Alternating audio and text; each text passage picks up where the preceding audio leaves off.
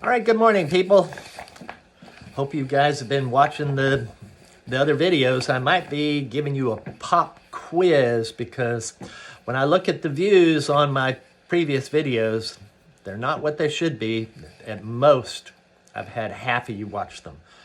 So I better see more people start watching these, or you're gonna all of a sudden have a test based on what I've been talking about. You know. Anyway, we're going to start chapter 2. So, chapter 1, you should be experts in by now.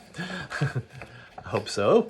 And so chapter 2, it starts out with a quote that is very similar to something that I had said in the lecture. I had talked about how people have this misconception about the way science works, and that you think, it's a bunch of people, supporting each other.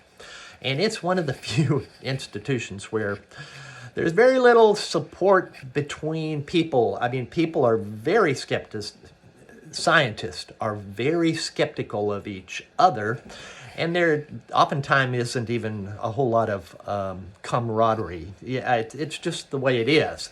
But the point is that our first quote says that most institutions demand unqualified faith, but the institution of science is different, and it makes skepticism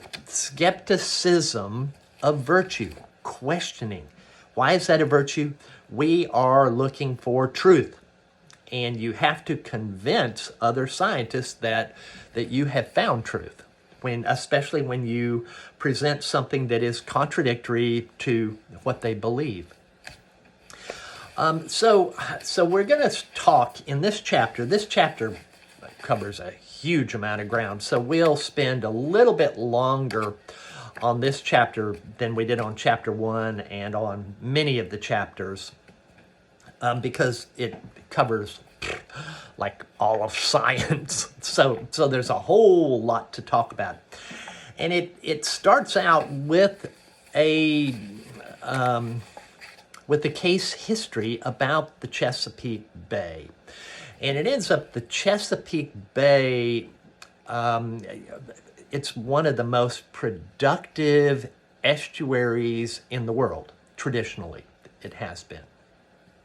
Huge amount of primary productivity, meaning that it produces a lot of food, and contributes to the seafood and offshore seafood industry by being a nursery ground for young fish. And in and of itself, there's a huge number of resident species where you have high productivity. Oysters come to mind immediately. And it ends up, they talk about how that productivity has been falling. So the Chesapeake Bay traditionally has been this incredibly rich fishery, producing all kinds of food, and that's going the wrong direction. Now, let's think about this. Why would the Chesapeake be seeing a reduction in its productivity? And so if you think about what is around the Chesapeake, well, let's see, there's Richmond, Virginia, there's Washington, D.C., there is Baltimore, there's Delaware. And you think, okay, so what do all of those areas over there have in common?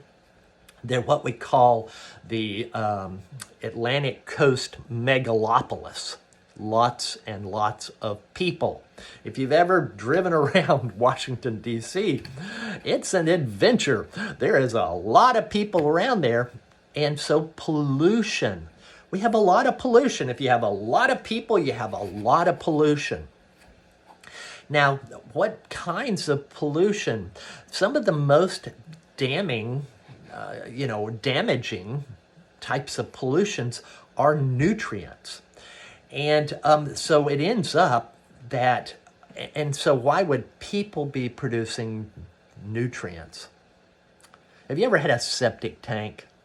If you've ever had a septic tank in your yard, I remember growing up, kid across the street from me, we'd play baseball in his back field, or his backyard, not a field, in his backyard. And you had to watch out about that back area there because it was always wet. And you knew that was from the sewage, the septic tank. And it wasn't like there was sewage there, but there was water that was from the septic tank that was kind of on the surface, and it was pretty gross. And that water actually has nutrients. What's the source of the nutrients? Poop. That's the source of the nutrients. And so if you've got, and yes, we do in many places, we do have sewers where that poop goes to a centralized location where then nutrients are released into the river. So it doesn't matter if you've got a septic tank or if it's sewers. Yes, we process it, but there's a lot of nutrients that come from the waste. And it is having a very negative effect on the Chesapeake. It ends up land plants, and when we talk about productivity, we'll be talking quite a bit in this chapter about productivity. But it ends up, when we talk about productivity, when you talk about fertilizer and what is needed by land plants, it's what they're mostly short on is nitrogen. So if you look at a bag of fertilizer, you may have been, in the garden center with your mom or your dad, and you're buying some fertilizer and it'll say 6-12-12. Well, what in the heck what are those numbers? Well, what they refer to is nitrogen, phosphorus, and potassium. So we have these three main nutrients that are important for life, but the problem is a little bit is good, a lot is bad. And we're getting a lot in the Chesapeake. And what I started to say was what is limiting, for the most part, in land plants is the nitrogen. And what is limiting, for the most part, when we talk about algae, plants that are in the water, is the phosphorus. And so what they're doing is they're trying to get this pollution, this waste-based pollution. The other source of this pollution, by the way, is agriculture. So agriculture, poop is poop, whether it's people or animals, poop is poop. And so we have the same thing coming from farms. So we have municipal pollution or agricultural pollution. And even in addition to that, you have farmers are fertilizing their fields and homeowners are fertilizing their yards.